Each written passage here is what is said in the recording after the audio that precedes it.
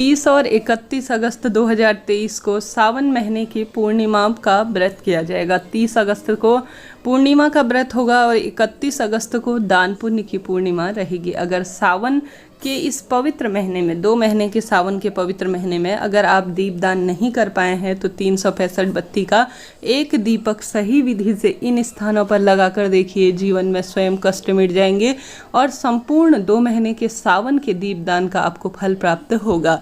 तो आरंभ करते हैं, देर न करते हुए। पूरी संपूर्ण विधि जानने के लिए वीडियो में बने रहिए। सबसे पहले मैं स्क्रीन पर आपको दिखा रही हूँ, आप चाहें तो इस तरह से कच्चा सूत बाजार में मिलता है वह ले सकते हैं, नहीं तो साधारण सरल तरीके से मौली ले सकते हैं। हालांकि रुई से बनाना भी कोई कठिन कार्य नहीं है 365 बत्तियाँ, परंतु मौली से जो है सरलतम तरीके से बन जाती है, तो वह मैंने ली है। कहाँ जलाना है, कि कौन से दिशा की ओर मुख करना है, पूरी जानकारी, कौन सा मंत्र इस वीडियो में आपको प्राप्त होगा। सबसे पहले स्क्रीन पर जो आप कच्चा सूत देख रहे हैं वह मौली 16 तार जो है मैंने आपको दिखाया होगा, उसमें गिन लेंगे तो एक जो दीप बत्ती बनेगी उसमें 16 बत्तियां छुपी होंगी, क्योंकि तार को जो है हम बत्ती के रूप में मान रहे हैं। तो 16 तार की मैंने जो मौली है वह ली है। आप अपने घर पर किस तरह की मौली है उसके अनुसार चुनाव कीजिएगा और उन्हें गिनकर कैलकुलेटर की मदद से या मोबाइल की मदद से गिनकर जो है गुणा कर आप सभी स्वयं पालेंगे। अब मैंने अपने हाथ में 4 आंगुल की बत्ती जो है सर्वप्रिय मानी जाती है, सर्वोत्तम मानी जाती है, तो मैंने इस तरह से इसे कट लगा लिया है। अब मैंने अपने हाथ में इसे कितनी बार लपेटा है, मैंने इसे अपने हाथ में 11 बार लपेट लिया है। ठीक है, 11 बार लपेट लिया। अब मैं इस तरह से बीचों बीच से इसे काट लूँगी और यह मुझे बत्तियाँ प्राप्त हो जाएंगी।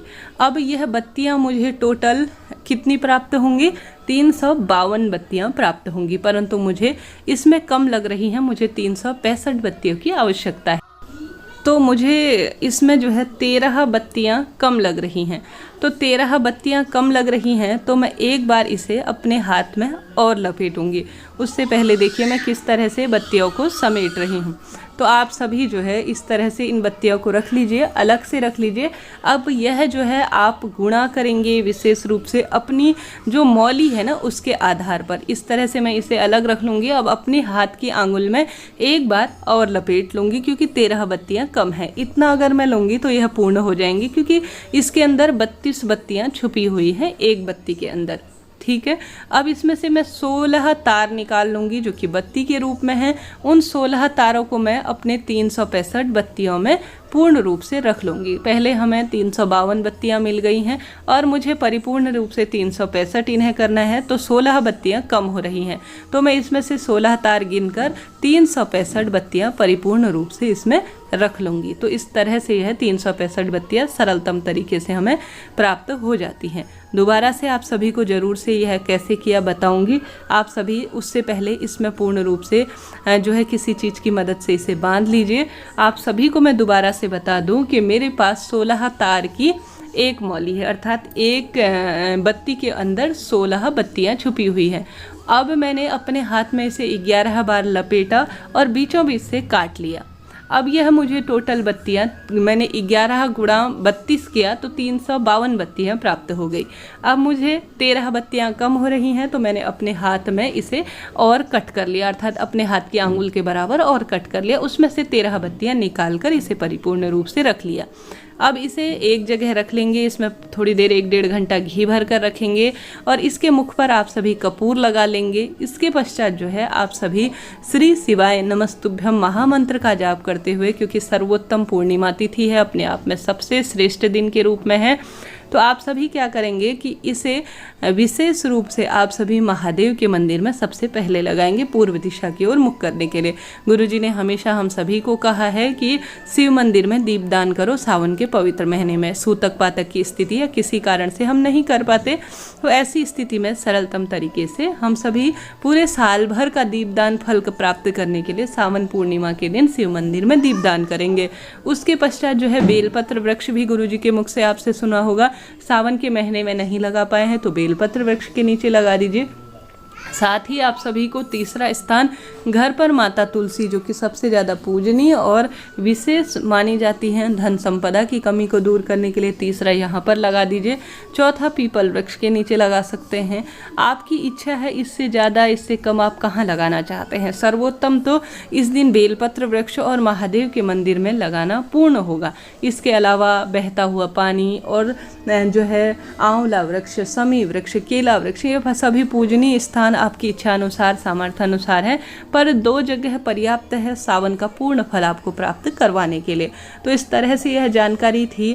आप सभी इसमें कपूर इसके मुख पर लगा लीजिए, ताकि जो है आप जो है पूर्ण रूप से यह आग पकड़ ले और संपूर्ण रूप से यह जल जाए। साथ ही इसमें रोली, चंदन, मूली इत्यादि भी जहाँ पर भी आप लगाएंगे वहाँ पर आप पूजित करते हुए समर्पित कर दीजिए। चाहे तो तिल्ली के तेल के लगाएं, चाहे तो घी के लगाएं। महादेव सब जानते हैं, सभी स्वरूपों में आपकी पूजा स्वीकार करेंगे। अब आप सभी इन्हें रुई की मदद से भी तैयार कर सकते हैं। कभी ऐसा लगता है कि मौली से यह जो है नहीं बना पाऊंगी, या जो है कोई भी ऐसी कच्चा सूत नहीं है, तो एक जो है 365 बत्तियां आप अपने हाथों से श्री शिवाय नमस्तुभ्यम या नमः शिवाय ओम का जाप करते हुए शिव मंदिर में लगाने के लिए और बेलपत्र वृक्ष के नीचे लगाने के लिए अपने हाथों से निर्माण कर सकते हैं। अब इन दीपकों को, जैसे मासिक शिवरात्रि आ गई, प्रदोष का व्रत आ गया, अमावस्या तिथि आ गई, प्रदोष हो गया, या जो है पूर्णिमा हो गई, इन तिथियों में कभी भी लगाया जा सकता है। 365 की संख्या सबसे शुभ और परिपूर्ण मानी जाती है, जो सभी सुखों को प्रदान करने में सहायक है। तो सरल से नियम थे। आप चाहें तो आटे का दीपक बना ले, चाहे तो माटी का दीपक आपके घर पर हो वह ले लीजिए, चाहे तो नारियल का, कई लोग जो है 2 भाग कर लेते हैं, नारियल के 2 हिस्से कर लेते हैं, सूखा नारियल, उसमें भी लगा सकते हैं। इच्छा आपकी है, जैसा आपको सरल लगे, कोई ऐसा विशेष विधान नहीं है। परंतु गुरुजी ने, आपने यह बात सुनी होगी, माटी का दीपक ले रहे हैं तो साफ सुथरा होना चाहिए और उसमें पहले से पड़ी हुई कालिख और पहले से पड़ी हुई तेल इत्यादि ना हो। इस बात का भी ध्यान रखते हुए आप सभी जो है दीपदान को संपन्न करें। दीपदान कर रहे हैं तो इस बात का भी ध्यान रखें कि कभी भी तेल और घी एक में ना मिलाए, यह बहुत गलत माना जाता है। दीपक से दीपक भी प्रज्वलित ना हो, दक्षिण दिशा की ओर इसका मुख नहीं होना चाहिए। छोटे छोटे से नियम हैं, ध्यान रखिएगा। सुबह के समय भी दीपदान कर सकते हैं, शाम के समय में भी पूर्णिमा तिथि में दीपदान कर सकते हैं, 30 अगस्त को भी दीपदान कर सकते हैं, 31 अगस्त को भी दीपदान कर सकते हैं, कोई दिक्कत की बात नहीं है। 2 महीने का सावन गया है, ऐसा पवित्र सोमवार, ऐसे पवित्र पूर्णिमा शायद ही हम सभी को साल भर में प्राप्त हो। इस साल भर के पवित्र दिन का लाभ उठाइए, कुछ ना कुछ विशेष करने का प्रयत्न करें। इससे पहले चैनल पर सभी वीडियो रक्षाबंधन से संबंधित, पूर्णिमा से संबंधित और तीनों चैनलों में सभी वीडियोस आ चुकी हैं, धीरे धीरे आ रही हैं। कृपया उन्हें देखिए और अपने जीवन को सफल बनाएं। सभी वीडियोस गुरुजी द्वारा बताई जाती हैं, उनका ही मैं प्रयत्न कर सकती हूँ आप सभी तक पहुँचाने के लिए। वीडियो उपयोगी रहा हो तो श्री शिवाय नमस्तुभ्यम जरूर से लिखें।